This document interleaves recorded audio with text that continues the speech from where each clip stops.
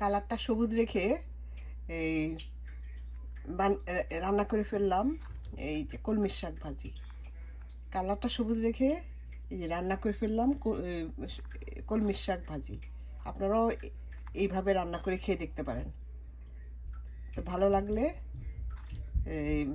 আপনারা এভাবে রান্না করবেন আর কমেন্ট করে জানাবেন।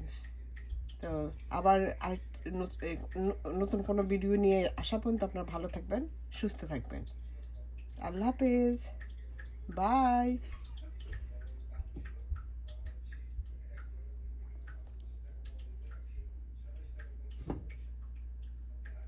এই যে এখানে এক মুঠো কলমির শাক। এই কলমির শাক এনে আমি ধুয়ে এই যে এখন ভালোভাবে ধুয়ে নিচ্ছি। ধুয়ে তারপর এই যে এখন এটাকে কেটে নিব।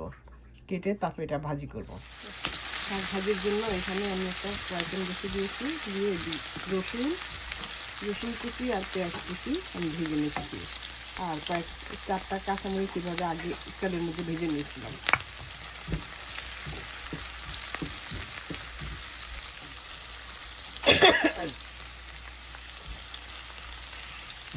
বাদামি হলে পর বাদামি করে ভাজা হওয়ার পর আমি শাকগুলো দিয়ে দেবো।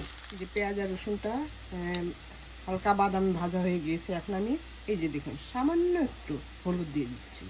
কেন হলুদটা দিলে এই শাকের কালারটা একদম সবুজ থাকে, সুন্দর থাকে, সেই জন্য আমি হলুদটা দিয়ে দিলাম। এখন আমি শাকগুলো দিয়ে দিচ্ছি।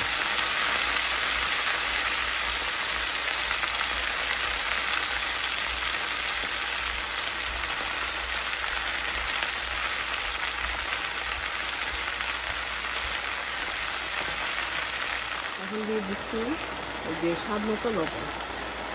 কারণ শাক কিন্তু এই একদম ইয়ে হয়ে কমে একদম অল্প হয়ে যাবে। তো এই জন্য মানে এই হাফ চা চামচ আমি লবণ দিয়ে দিলাম।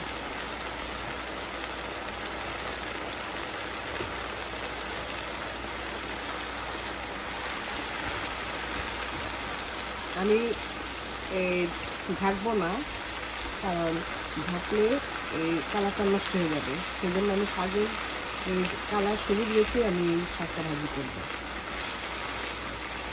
তো দেখতেও সুন্দর লাগে, খেতেও ভালো লাগে।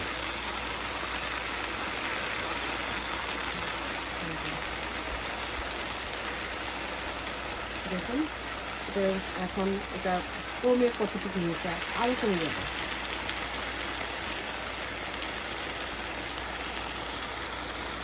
কয়েকটা কাঁচামরিচ কেটে দিচ্ছি। এই দেখুন শাকের কালারটা কতটা সুন্দর।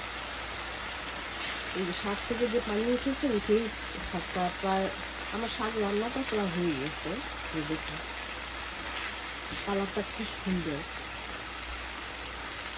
একটু সামান্য হলুদ দিয়ে দিবেন, তবে দেখুন শাকের কালারও ঠিক থাকবে। আর এই শাক ভাজির সময় মানে ঢাকনা না দিয়ে অল্প আগুনের মধ্যে আস্তে আস্তে করবেন, সুন্দর মতো সিদ্ধও হয়ে যাবে আর কালারটাও সুন্দর হবে।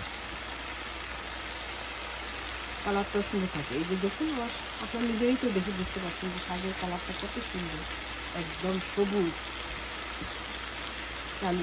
দেখেই তো লোভনীয় লাগছে।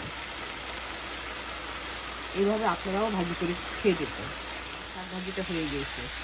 আমি শাক কিন্তু সবসময় একটু ঝরঝরে রাখি, কারণ আমার ঝরঝরা থাকলে এই শাকটা খেতে ভালো লাগে। একদম অনেকে আছে যে শাক একদম মানে ভর্তার মতো করে ফেলে, আমার কাছে ভালো লাগে না। তো এই শাকটা ঝরঝরা রাখবেন, দেখতেও ভালো লাগবে, খেতেও ভালো লাগবে। তো আমার এই শাক ভাজিটা যদি ভালো লাগে তাহলে আপনারা এইভাবে করে খেয়ে দেখতে পারেন। এখন আমি একটা মানে ডিশের মধ্যে নিয়ে নেব।